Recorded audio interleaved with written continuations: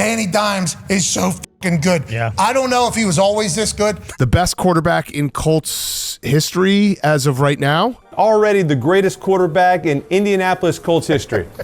It's everyone's favorite football story right now. Are the Colts for real? Is Daniel Jones for real? Why do we keep making the same mistake and writing off NFL quarterbacks only to see them succeed when they leave a bad situation and land in a better one? I'm going to start by apologizing to Mr. Daniel Jones because I was wrong in thinking he didn't have a good chance to save his career in Indianapolis. I'm sorry, Daniel. Despite seeing resurrections with Sam Darnold, Geno Smith, Baker Mayfield, and to a lesser extent, Jared Goff, I thought Daniel Jones was different because he won a playoff game with Brian Dable and the Giants and then proceeded to be perennially injured and then play consistently worse. I also didn't think landing with the Colts was a clear upgrade after what we watched last year with Joe Flacco and Anthony Richardson. But here we are, a Colts team rattling off wins like Peyton Manning is under center again, and a second life for the former 6th overall draft pick. And a bunch of smart football fans admitting they still cannot predict shit about the game we love. This is That's Good Sports. I am Brandon Perna, and today I wanted to explore the Daniel Jones rejuvenation in Indianapolis for the shoe.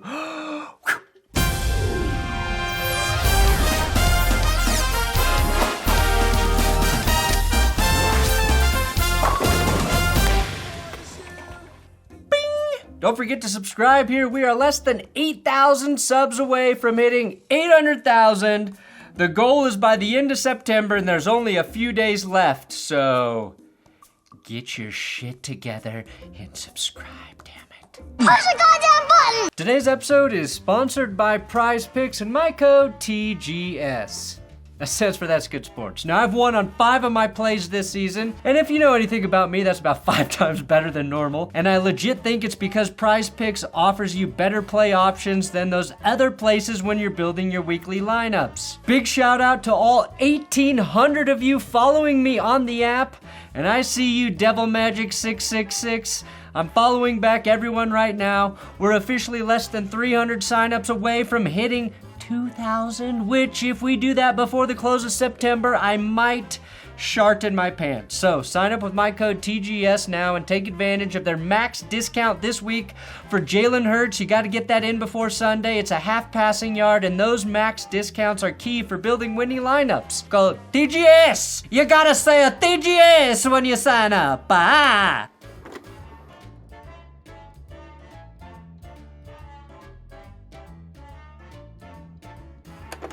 Who the hell is Indiana Jones?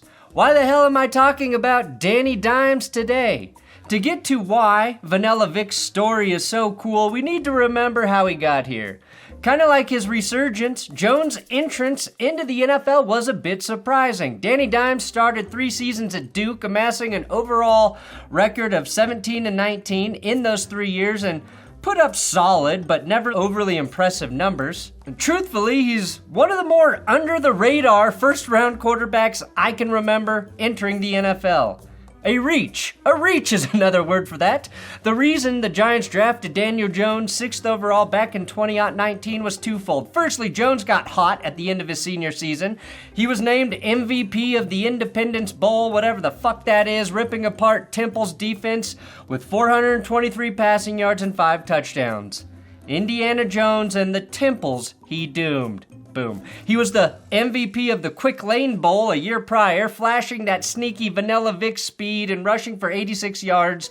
Jones was playing very well in the big games, which is an important gauge when evaluating a young QB. He also impressed coaches and scouts at the 2019 Senior Bowl. Secondly, Jones has been linked to the Mannings well before the Manning cast. Well before the Giants drafted him to even replace Eli Manning. You could say that this Joneses has been trying to keep up with the Mannings for a decade. The 3 of them have all been touched by David Cutcliffe during their college careers. And not in the way Jerry Sandusky touched his players. Cutcliffe was Peyton Manning's offensive coordinator at Tennessee. He was Eli's head coach at Ole Miss. and then Daniel Jones is head coach at Duke.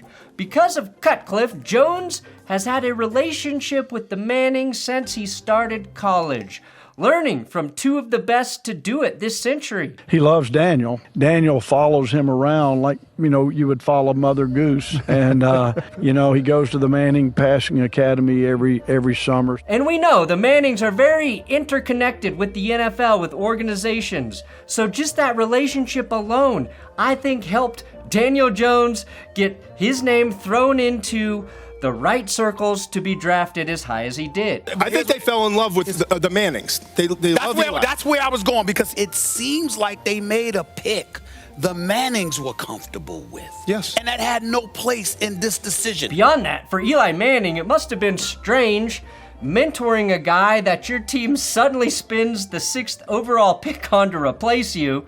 And God knows the Giants did not handle that succession plan smoothly. I do think Eli and his relationship with Jones significantly helped Danny's transition into the league. Would Eli have loved, say, TJ Hawkinson to throw to in his twilight years, taking 2 spots after Jones? Sure, but I don't think Eli ever did anything but help Jones when he arrived at the Meadowlands. So why didn't Daniel Jones work out in New York? Did the Giants truly fail him, or did he simply become a better quarterback as he aged in the league?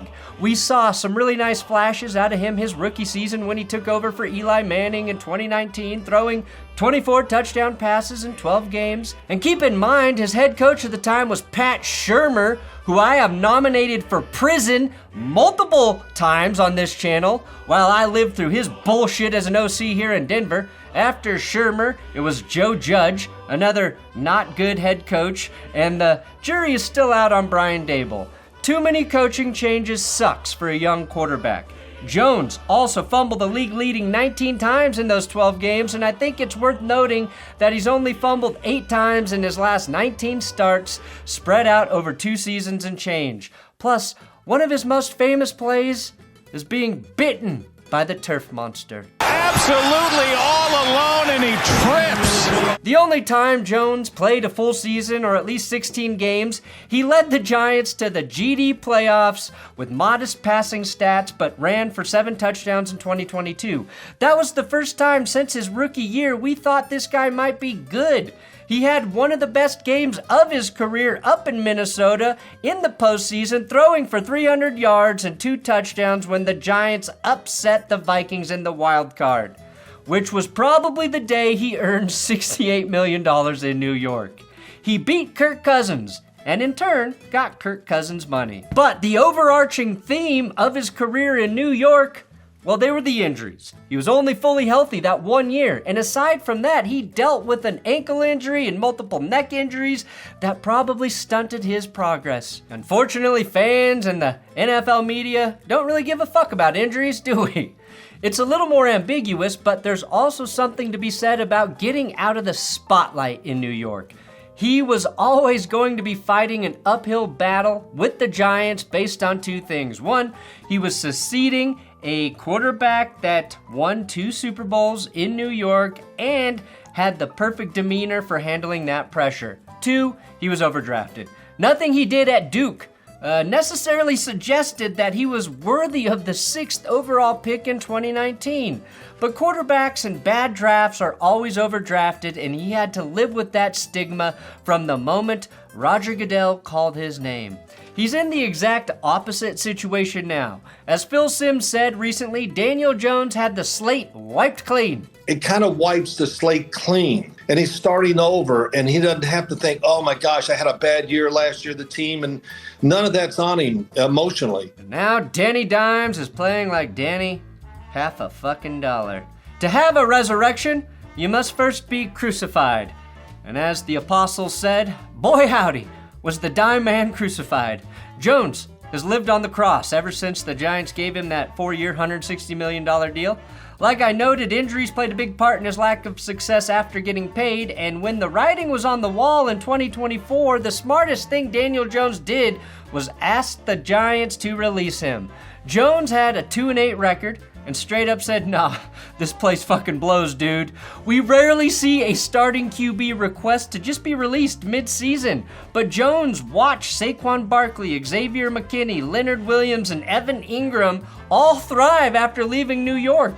The only guy who stayed exactly the same after leaving was Kadarius Toney, and even he got a couple rings. Danny had to be asking himself, why the hell aren't any of those guys still here? If I stay here, I will be left with nothing but my $160 million. That's all I'll have, which is like nothing. Nothing to the truly competitive heart. Now, the Vikings didn't send a fleet of longships, but they provided Jones a lifeboat and rostered him with Sam Darnold and injured face paint artist J.J. McCarthy. The biggest thing I took away from there was just the preparation, how detailed they were in the game plan. You know, every little thing they were going over, they were talking through, they were walking through. I think being around those guys and seeing that, being able to watch Sam prepare and how they prepared him, to me was really impressive. I think we can now say with 100% certainty that if Kevin O'Connell just looks at you and says, I believe in you, you're magically fixed. Will you look at me, Kevin? Kevin, will you look at me, please? Tell me I'm gonna be okay, Kevin. Tell me I have untapped potential, Kevin. Please. Every young QB should be gently touched by that big KOC in Minnesota at least once in their career. Now, Jones happily rode the pine in Minnesota, sat there like a sponge and absorbed what it was like to be in a functional NFL locker room. The team he bested in the postseason just a few years prior became his salvation. Danny's decision to leave the Giants was smart, and so was his decision to not return to Minnesota. It sounded like the Vikings thought Jones was coming back, but then they just got the sense right at the end that he was really not convicted about coming back to Minnesota. Ended up taking a little bit less in terms of guaranteed money from the Colts. He had the opportunity to do that too after Sam Darnold bounced for Seattle, but Jones chose the Colts because he knew he had a real chance to compete for the starting gig. And we all laughed at him. We laughed at the Colts for their uninspiring quarterback battle. Even if Daniel Jones wins the QB competition, what the fuck does that mean for Indy? What the hell do they have to gain by starting Daniel freaking Jones? We all said. I said it, and you know you said it. And just like I am every year about multiple things, I was dead wrong. I'm sorry, Daniel. Like every dumbass fan, I actually start to believe I know more about running a football team than a GM like Chris Ballard, or that I am a better evaluator of quarterback talent than an offensive-minded head coach like Shane Steichen. You were right, I was wrong, but now the real test begins for the Colts. They are kicking ass to start the season. Offense, defense, special teams, all playing well. How long will it last? And is this the real Danny Dimes, or is this just a mirage before Danny dries up in the desert of Lucas Oil Field? Will that well run dry? Or are we just tapping into the glory holes? I think the thing that makes me optimistic about Daniel Jones' ability to sustain his success, at least with the Colts, is how he's playing the position. Week 1, 272 passing yards, a passing TD, and a couple rushing touchdowns. Week 2, 316 passing yards, a passing TD, and a rushing TD. Week 3, 228 passing yards and a passing TD. Those are very maintainable numbers, and that should have Colts fans excited. He's been incredibly efficient. 0 interceptions, no fumbles. 0 fumbles for Daniel Jones is like Phillip Rivers having a sperm count under 1 trillion. He was a Colts QB, reference sustained. Jones has a very high completion percentage despite being blitzed more than any other QB so far this season. And he's negating those blitzes by getting rid of the ball quickly. Even more impressive for Jones is he has the second highest on-target passing percentage for any QB with at least 50 passing attempts this season. As you would have guessed, his bad throw percentage, very low, 10.3, trailing only Dak and Jalen Hurts. Jones is top of the class in every single nerd number, all right? If Daniel Jones started this season with some astronomical passing numbers, I'd be a lot more skeptical about what he's doing. Winning games by throwing for an average of 272 yards and a single passing touchdown is the definition of sustainable. If Jones had 9 passing TDs and like 990 passing yards through 3 weeks, I'd suggest Jones was playing as a statistical outlier. That once teams figure out what he does well, they'll take it away. And honestly, my biggest concern right now is how does Jones respond when teams stop blitzing him so much? But by comparison, Sam Darnold had 11 touchdowns through his first 4 games with the Vikings in 2024, a very high number that took more convincing as the season progressed in terms of us anointing him Gekbus. Even with the modest numbers, he's 3rd in passing yards, 3rd in passer rating, 2nd in yards per attempt, so he's throwing real big boy balls and not being carried by yak. Maybe the most encouraging thing is Sam Darnold's actually playing similarly in Seattle right now, meaning there's early evidence this isn't some flash in the pan shit. This is actually what happens when a talented quarterback has real support around him. None more so than the Colts O-line supporting Daniel Jones. And I'm not sure if we can give the Colts offensive line enough fucking credit for saving Daniel Jones' career. If he gets another contract, he better have some gifts for them. Despite being the most blitz QB in the NFL this season, he's the 6th least pressured QB, and he's only been sacked twice. That is also best in the league. The next 2 closest quarterbacks are Sam Darnold and Bo Nix, who have only been sacked 3 times each. Which begs the question, why the fuck isn't Bo Nix playing better? Why? It's safe to say Daniel Jones is playing behind the best offensive line he's ever had. And Jonathan Taylor also happens to be one of the best pass-blocking running backs in the game right now. And would you look at that? Rookie tight end Tyler Warren has contributed significantly with 68 run-blocking plays this season and has also graded out highly. What was the other thing Jones had going for him in 2022 when he and the Giants won that playoff game? If you said performance-enhancing drugs, you're wrong and mean. It was a lethal running back in Saquon Barkley. That season, Barkley had 10 rushing touchdowns, 1,300 rushing yards, and 57 receptions. Jonathan Taylor is the guy, in my opinion, making life very easy for Daniel Jones right now. Danny not playing with him, boy. Danny doesn't have to take unnecessary risks in the passing game because defenses have to account for Jonathan Taylor. And when they do, Daniel Jones has done an excellent job getting the ball to Tyler Warren and utilizing an underrated group of ball catchers in Michael Pittman, Alec Pearson, Josh Downs. Jones might have more eye-popping passing numbers if one of those guys was named Justin Jefferson, like Sammy D had in Minnesota, but Jones is utilizing his crew perfectly. Joe Flacco had 2 really nice games to start his career with the Colts in 2024, but that didn't last long before he started firing the ball to the wrong team, and Shane Steichen started flipping a coin before every game to see which quarterback he wanted to ruin his dreams that week. Steichen was choosing between Joe Statue or Anthony less than 50% completions Richardson. Daniel Jones is not sexy, but he's doing 2 things Joe and Richardson were terrible at. He's taking care of the football, and he's completing 20 to 25% more of his passes than Richardson.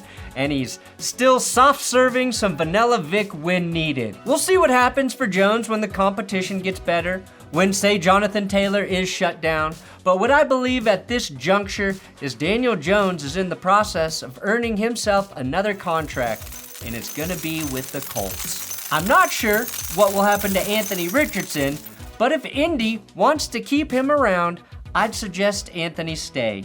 He's got a guy playing ahead of him who has been through the ringer. He's a playoff winner who has dealt with injuries and levels of criticism in the New York market that very few people will ever have to endure. The chance to start may not come in a timely manner for Anthony, but for a young QB, I like the spot behind Daniel Jones quite a bit. It's almost poetic that Jones, who was coached by the same man that called plays for Peyton and Eli, has been in a position to play quarterback for the 2 teams those 2 legends called home. I think there's a great chance for long-term success for Daniel Jones in Indianapolis. For me, that means a couple playoff wins as he capitalizes on playing in a weaker division with a complete team around him. Shane Steichen will save his head coaching job, and while I do not think the Colts become a league powerhouse, they are morphing. It's morphing time. Into a winner, possibly a perennial winner. The biggest question remaining is how do the Colts respond to playing the best teams in the league? Early wins against Miami, Denver, and Tennessee are nice, but none of those teams have a winning fucking record. And I really didn't think it could get any worse for Giants fans than it did last year. Because of Daniel Jones' contract, they decided to let Saquon Barkley walk. He joined the Eagles and promptly broke 2,000 yards in 16 games before winning a Super Bowl in his first season away from New York for a division rival. But it has gotten worse. And the same quarterback whose salary was restricting the cap had a layover in Minnesota and beat out Anthony Richardson for the starting job in Indy. The rest, as they say, is history. Meanwhile, the G-men are winless and pulled the trigger to bench Russell Wilson in favor of their new 2025 first-round draft pick, Jackson Dart. I'm rooting for Dart, I really am, but I've already started placing bets on what year Dart will land in Minnesota to save his career. So, Daniel FDR Jones got to go to quarterback rehab in Minnesota with Kevin O'Connell, the same way that Sam Darnold was able to figure things out in San Francisco before he landed in Minnesota. He went from having to justify his draft position and later his massive contract in the biggest sports media hellscape in America to starting over in Indianapolis where no one expected him to do jack shit. From a human level, that has to feel good. And even though I was a doubter, I was never a hater. Keep that lucky horseshoe shoved all the way up your ass, Danny. What a fucking horseshoe up your ass, my man. If anyone has earned some luck by way of a rectally inserted horseshoe, it's you, my friend. Thanks for watching That's Good Sports here on YouTube, and, you know, if enough of you subscribe, maybe Kevin O'Connell will take me under his wing. Come on. Help me get Kevin O'Connell's attention. That's what I need.